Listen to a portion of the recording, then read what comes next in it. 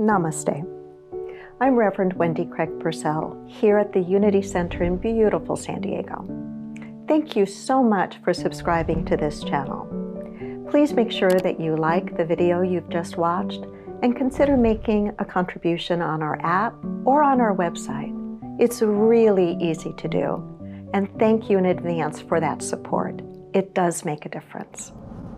Told you we're starting a short 3-part series today that I'm calling Meet the Man in preparation of Easter. And today, specifically, I want to ask you, Jesus, which one? Which one? And it is a provocative question, right? Because it suggests that there is more than one Jesus. And I believe that there is, and I believe that there are a lot of problems with at least 2 of 3. At least 2 of the 3.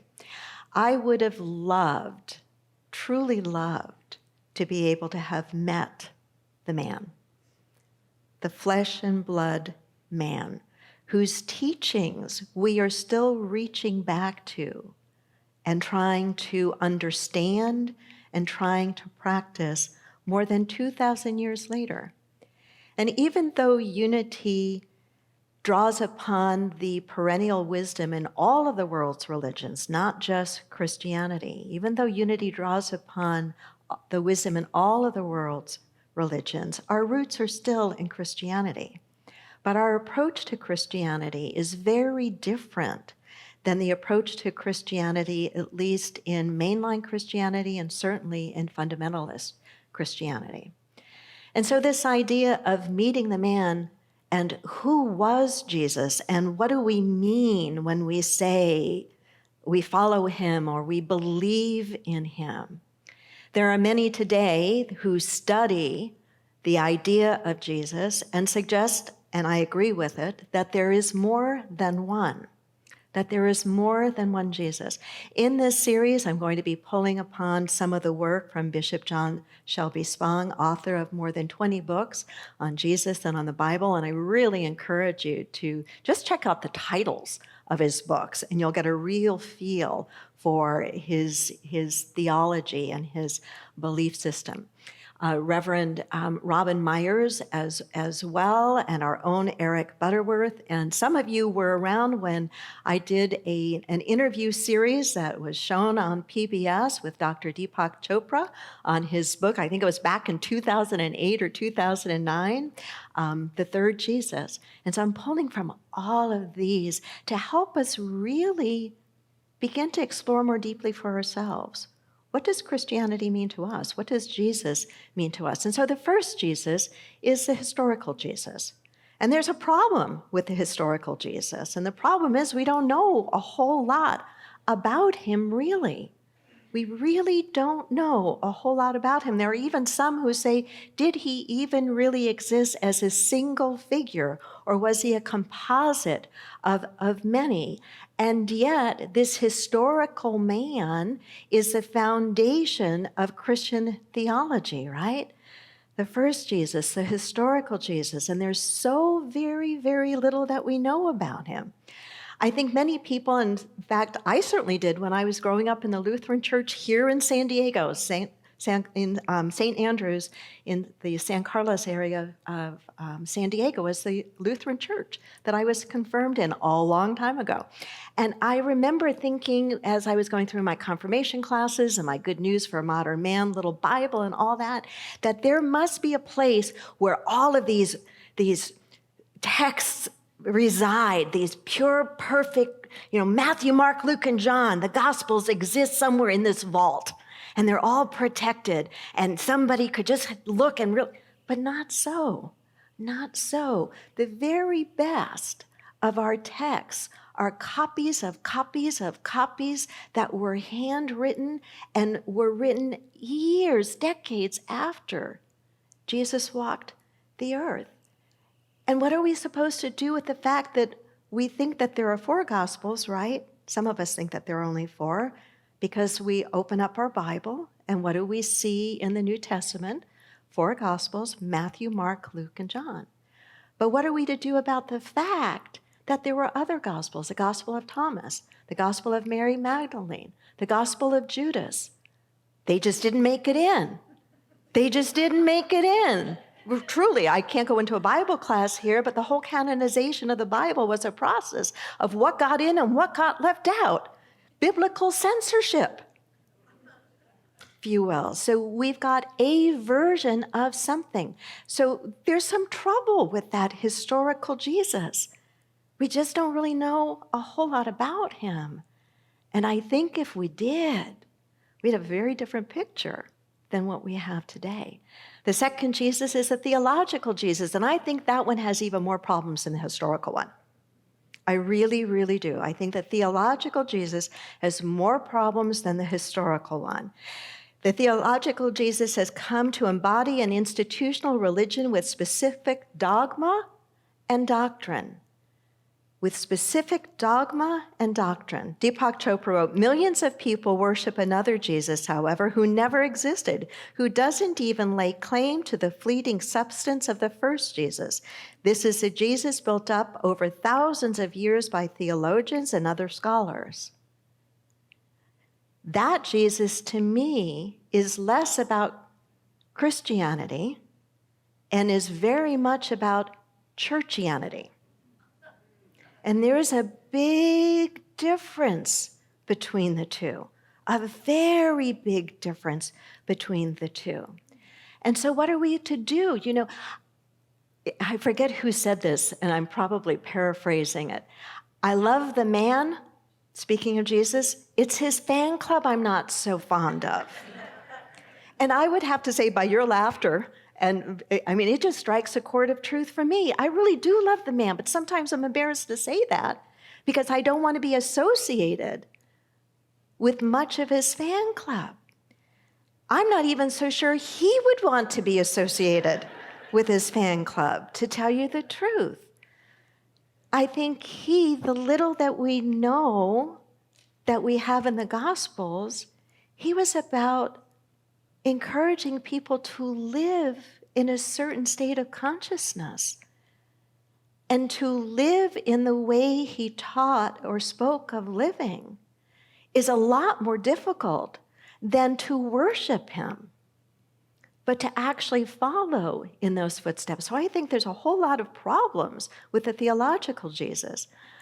I opened up one of Bishop Spong's many books, Jesus for the Nonreligious, and was just scanning over the table of contents. And here are just in part one, a few of the chapters in part one. There was no star over Bethlehem. The parents of Jesus, fictionalized composites. The historicity of the 12 disciples. Miracle stories in the Gospels, are they necessary? It goes on and on. And this is a man who called himself and believed himself to be a Christian in the truest sense of the word Christian. Not churchianity Christianity, but Christianity that attempts to understand the teachings of Jesus and to apply them across one's entire life. The idea, miracle stories in the Gospels, are they necessary? Years ago, I found myself just pondering this thought. What would it be like to be in a mainline Christian church or a fundamentalist church in which so much of a belief in the inerrant word of God and hanging on to the miracles is dependent on one's faith? What would happen if it could absolutely be proven that those were myths and stories? What would happen to the individual's faith? Is the individual's faith based on that, or based on, here are teachings that when truly practiced, just like the teachings of the Buddha, when truly practiced would fundamentally change a person's life? I don't need, and I imagine some of you might be in the same boat, I don't need those stories in order to say, here is a teaching and a concept that I could spend the rest of my life trying to grow into and embody to be a better person, to be a more loving person, a more inclusive person, a more aware person, a person that can really be about trying to make the world a better place. How about you? Yeah. Eric Butterworth wrote in Discover the Power Within You, "We must see Jesus as the great discoverer of the divinity of man, the pioneer and wayshower in the great world of the within. We must carefully study and then emphatically reject our historical tendency to worship Jesus. When he becomes the object of our worship, he ceases to be the wayshower for our own self-realization and self-unfoldment." And so we have the historical Jesus, the Jesus that we know very, very little about. We have the theological Jesus that I think is really in trouble and is a reason, churchianity is a reason I think many people are just throwing the baby out with the bathwater and saying, I'm done with that. I can't believe that there's only one path to God. I can't believe God is only called by one name. And so they're throwing all that out. But there's a third Jesus, and it's the Jesus that I think many of us in this room, those of us in metaphysics, say, yes, I resonate with that. And that third Jesus is a spiritual guide that shows us a path to God consciousness or enlightenment. A spiritual guide, a guide whose teachings actually, stay with me, a guide whose teachings actually could speak to a Jew, a Hindu, a Muslim, a Buddhist, anyone, because it's not about a person, it's about a truth principle. And anyone on a spiritual quest, a true spiritual quest, not a religious practice, but a true spiritual quest, can relate to the essence of those teachings. Does that make sense? That's what we're called, I believe, that's what we're called to do. Bishop Spong wrote, "This third Jesus can be seen only when we move into a new human awareness that will carry us beyond tribe and prejudice and even beyond our religious systems." So it's getting out of the doctrine, it's getting out of the dogma and getting into the embodiment. The rigorous, difficult embodiment of the teachings. And we're going to go into more of the teachings in the weeks to come. But teachings of non-judgment, teachings of inclusivity, teachings of forgiveness, teachings of giving, teachings of loving unconditionally. Are these easy? No. No, they require rigorous practice, daily practice. Butterworth wrote, "This basic principle, the divinity of man, is the dynamism of Christianity that can save the world and lead mankind to a new level of peace on earth, goodwill toward men. Without this principle, the Christian church may eventually deteriorate into a monument to a man never understood and a message never applied." Those are powerful words. And I think we are witnessing some of that, at least in our own country, as people are massively leaving their churches, and not just because of COVID. He says, may eventually deteriorate into a monument to a man never understood and a message never applied. When Mahatma Gandhi was asked what he thought of Christianity, do you know what he said? He thought it would be a good idea. What is he saying in that? The concept of it, good idea. Between the lines, I think he was saying, it's not being practiced too well. It's not being practiced too well. And this isn't meant to be looking at how others are or are not practicing, but how are we practicing? How are we practicing? And so to develop a consciousness, to even endeavor to develop a consciousness that Jesus had and talked about, would be to literally change ourselves at depth. And as we change, we cannot help but be a positive influence of change in the lives of those around us. And it truly does ripple out. There was a line in Discover the Power Within You where Butterworth said, It was a radical blueprint. He was talking about Jesus' idea of a new humanity, Jesus' idea of peace on earth, of this new consciousness. He said it was a radical blueprint and quite amazing that anyone believed him. His followers were captivated. I mean, if his followers were not captivated, we wouldn't be sitting here today. At great risk, they were captivated by the radical ideas he was expressing, by the challenging ideas he was telling them to look at the old teaching, the old religion, and breathe new life into it, understand it differently, apply it differently. In Jesus for the Nonreligious, a couple of the main ideas that Bishop Spong brings out is that I want to share them quickly, 3 ideas. That Jesus was a breaker of tribal boundaries. The breaker of tribal boundaries. To me, tribal boundaries mean I'm just really interested in how things impact those people who I really care about, who are close to me, and who look like me and who think like me. That was not what Jesus was about. As I was going over my notes last night, I thought, I bet you in breaking tribal boundaries, he would have put a Black Lives Matter sign right out in front of his wherever he lived. And all those kinds of things.